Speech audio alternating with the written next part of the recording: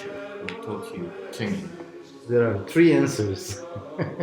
My first teacher is my teacher for canon. He never worked singing, it was only the instrument. So with him, I learned the modal system, and as he was quite open-minded, and I was very much fond of theoretical things, yet his method suited well for me, and he was quite open, let's say, for other things. I worked with him for about 6 years, I think. I don't really remember. It seems to me as it was, all my life.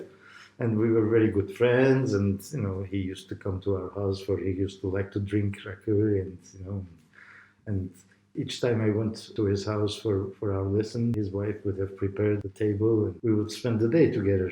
And that was really traditional teaching, because I learned a lot of things while eating with him, at the table, talking. He used to tell stories. So it was, apart from the purely musical work, it was also all the things surrounding it. And he used to make fun of me when I tried to sing something. You sing like a crow.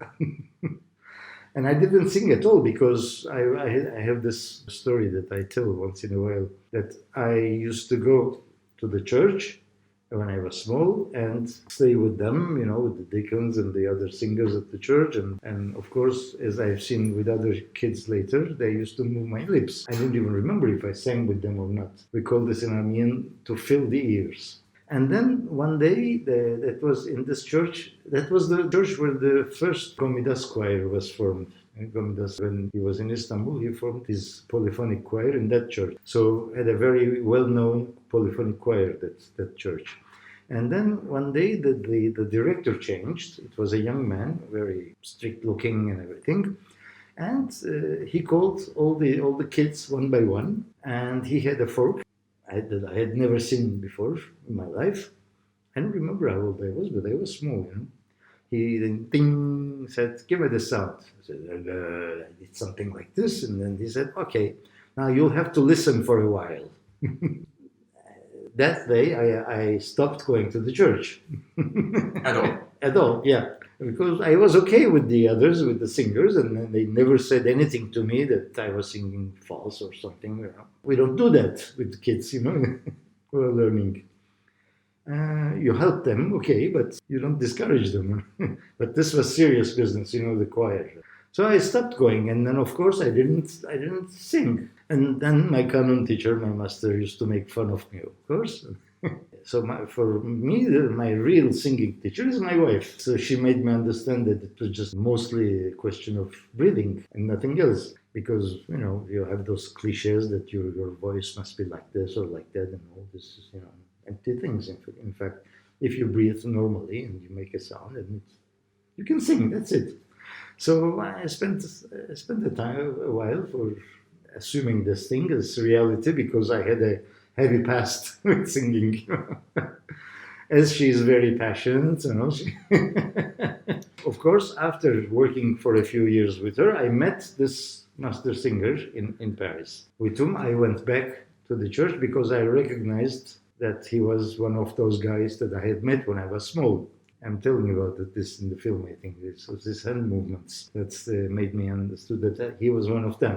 He was born in 1898, This is a very important issue, and it brings us to another question I think is very important, because you teach people who, unlike you, don't have any Eastern experience or Eastern background. How do you feel about that? Are there issues that don't take place when you teach, for example, people in Istanbul or people who have experienced modality and they have, as you said, created their ears, filled their ears before, yes? I have a very much more limited possibilities to work with people from the Middle East than with people who come from completely different musical culture. Like, for example, the work I did with TeatrZAR, I would never be able to do that with Istanbul people, because for them there is a modal music and that's it. And they prefer to remain in that. They're not interested in, this is not a criticism, it's, let's say, normal. Because they don't necessarily see a difference. That's the way it is. So with Westerners, especially those who have no musical background, it's much more interesting because they don't have preconceived ideas about it. do they always follow into the modal world? Not necessarily, but they work on it. And that effort, the work of being interested and getting into the process is in itself a very interesting, very enriching thing. And you don't have a result. You don't necessarily have a result. Sometimes you have, and you get very happy, but the process is very interesting. Because I remember how long it took us to understood that there is a difference. Yeah. It was really like really long process. Not to sing it well, just to No, no, no. hear just that to there is a understand, difference. not to sing. Yeah. About singing, it was Yeah. still. Well, with you, the difference was that I never had a doubt that it wouldn't work. I don't know why. For me, the time was necessary, and that's it. And I remember the day when we were sitting at the window, and the moment you understood the Gloria mode. Remember? That was one of my happiest moments in my life. Because, hey, that's it. It's done. It can happen, yeah. It happens. What about Armenians when we speak about modality and non-modality? Because I remember you were saying many times that Armenians, I think you were hinting on this, that Armenians don't really sing in the modal way anymore. Armenians not from the diaspora, but from Armenia. Both. Both. Yeah, I mean, from Armenia and from the diaspora, they're in the same situation. Because modal singing with Armenians didn't have its normal process. It was really cut in a very wild way. So what happens after the First World War?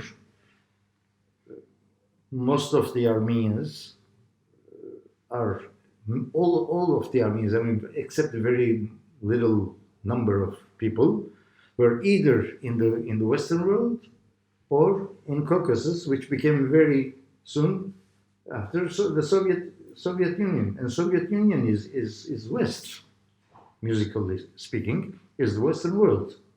So there's no difference. So it was cut and it was put in this context immediately. So there was no other way. And the modal singing became something that assimilated in mentalities to everything which is Turkish, So you don't get close to that because it's the enemy. It's the opposite attitude of the Greeks, for example. The Turks sing something, and it's very funny when you get together with Greeks and Turks singing in the same place. The Turk will sing something, and the Greek will say Byzantiniko. They don't care whatever they do. The Turks, it's Byzantiniko. That's it. They take it for themselves, and that's it. And the Turks took it from them. And the Armenians, oh no, this is whatever they have. No, this is Turkish. We want whatever is Western. Because the Orientalism, if the West gives up the Orientalism, the Orientalized is still Orientalized. It remains like that. And personally, how do you find this music, which is the same, essentially, it's the same material that can be sung modally? I'm speaking still about Armenian chant. Yeah. It can be sung modally, or it can be, of course, it can be noted down in musical notes and sung by a choir. And if we were to describe by words, which is what we're doing now, the difference, of course we can all hear the difference, and we know that there are many flavors that are lost. But what would be your definition of this difference? They sing monophonic, but in the equal temperament, and of course with a very clear, nice voice. It is very important that cliche is still very, very, very living cliche, that you have to have a beautiful voice. Everybody is, just that they melt in front of a beautiful voice. Although, all the birds sing. The crow sings also. You like it or not, but the crows have the right to sing. So this is one thing. If they do monophonic with this almost operatic voice, and they say it is traditional. And the others would use the same singing technique, and they will do it in the polyphonic choir and everything. But all of them have the mentality of singing a melody. Now you have words singing. When you're singing, you're telling a story, and you're telling a story with certain sounds, which altogether create an environment, sound environment. And in this environment, since there are several sounds, these sounds normally should be in relation with each other.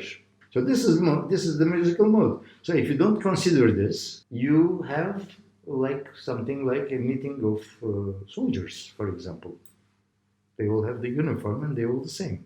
You don't have the right to be different when you're a soldier in a uniform. So this is what's happening out of this context. Singing, nice melody, okay. So what? But if there is a good ensemble that sings together modal music in a good way, they are still obliged to sing the same thing and in the same way, in the same mode, with the same if sound. There are several together, if there are several of them. Well, it never used to happen. If 2 or 3 people sang together, they would sing together but differently. Because they're different people. It's the Western choral mentality which makes them sing all the same way. For the instruments, it was the same. For example, in the old days in the Turkish Ottoman music, they would use only one of the kind of these instruments. A singer and 3 or 4 music instruments. Never 2 of the same. Because they're all soloists. They're all different. So they would put one of each, and you would hear them. And then, of course, there was this. The tradition started. I think it started in the Arab world with Kulthum and everything. To put 15 violins and everything, and doing Arabic music. So it came to the East too. But of course, this doesn't mean that you cannot sing very well a traditional melody in a polyphonic choir. It can be very nice, of course. But it's another world. When I'm saying soldiers, it's not a pejorative, how do you say in English, pejorative, negative thing that I'm saying about, doesn't exclude a good execution with a polyphonic choir, Just the approach of modal music and non-modal music in this context, for example, for the Armenian singing, let's say. Like, a peasant song. The peasant is telling a story. Now you put it in a choir and you get something completely different. You make art with it, but you still don't know what the peasant is saying. Yeah. It's just not a coincidence that there is the English word, at least. I don't know how it is in French, Armenian, or Turkish. I know that in Polish it doesn't function so well, but the English word modal music is it's not a coincidence that the word mode is used, yes, because there are many ways, many modes of telling a story. So the peasant, the singer, the musician chooses one mode, one way, and applies it. I'm imagining that it's the same in all the languages you speak. Mm-hmm. Oh, and the same mode will sound differently with different people. Okay, I don't have any more questions that come. What a pity.